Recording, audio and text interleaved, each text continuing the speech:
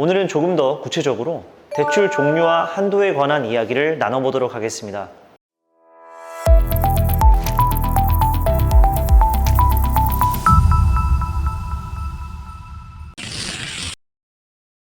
반갑습니다. 김용우 심사역입니다. 지난 시간에 성실상환자의 기준은 무엇이고 대표적인 부적격 요건은 어떤 것들이 있는지 핵심 내용에 대해 알아보았는데요. 오늘은 조금 더 구체적으로 대출 종류와 한도에 관한 이야기를 나눠보도록 하겠습니다. 신용회복위원회 소액대출 종류는 총 3가지로 대출 과목은 5가지로 나눌 수 있습니다. 먼저 저소득층을 위한 생활안정자금 및 학자금 대출입니다. 생활안정자금은 의료비, 재복구비, 생활비 등 채무자의 정상적인 생활 영위를 위한 대출입니다. 또 학자금 대출은 본인 또는 부양가족의 학자금 대출을 말합니다. 다음으로 영세자영업자를 위한 대출인데요. 장비 구입 등을 위한 시설 개선 자금과 원재료 구매 등을 위한 운영 자금으로 나눠볼 수 있습니다. 마지막으로 고금리 차환 자금입니다. 차입 신청일 기준 최근 6개월 이내에 차입한 고금리 대출의 상환 자금입니다. 세부적인 사항은 후반부에 설명드릴게요. 실질적으로 학자금은 한국장학재단에서, 시설개선자금, 운영자금은 지역에 있는 신용보증재단, 보증기금, 미소금융재단 등에서 더 높은 한도와 낮은 금리로 대출 상담이 가능합니다. 그래서 이 시간에는 위원회에서 가장 많이 문의하시는 생활안정자금과 고금리 차환자금에 대해 구체적으로 알아볼게요. 생활안정자금은 의료비, 재복구비, 생활비, 결혼자금, 임차보증금, 기타 생활안정자금까지 총 6가지로 나뉩니다. 먼저 의료비입니다.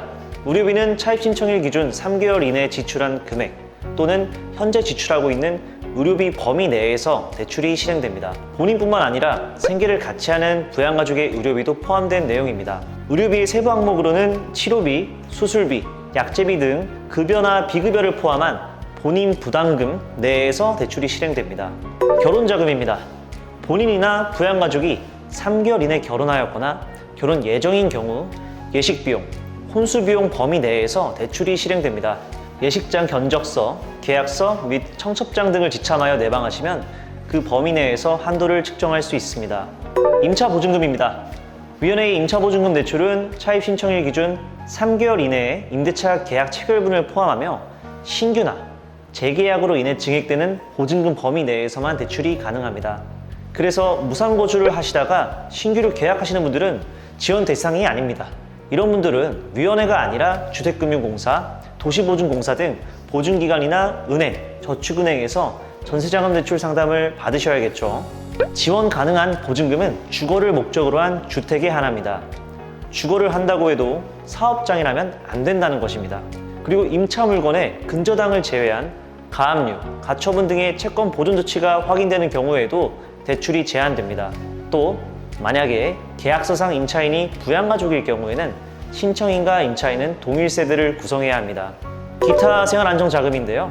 재복구비는 화재나 풍수해 등으로 인한 피해복구비 명목의 대출이나 국가에서 이미 재복구비를 지원받은 경우에는 지원 대상에서 제외가 되어 실제로는 대출이 실행되는 경우가 거의 없습니다.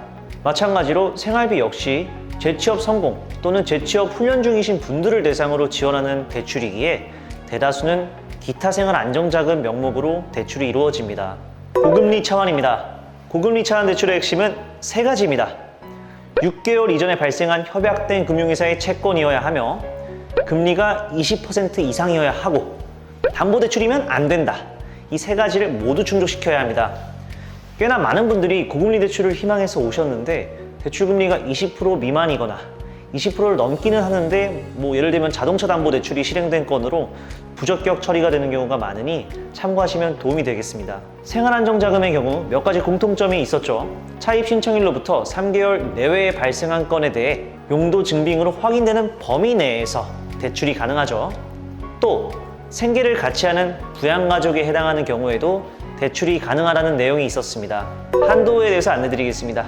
소액대출 한도는 성실상환한 납입 회차에 따라 나뉩니다.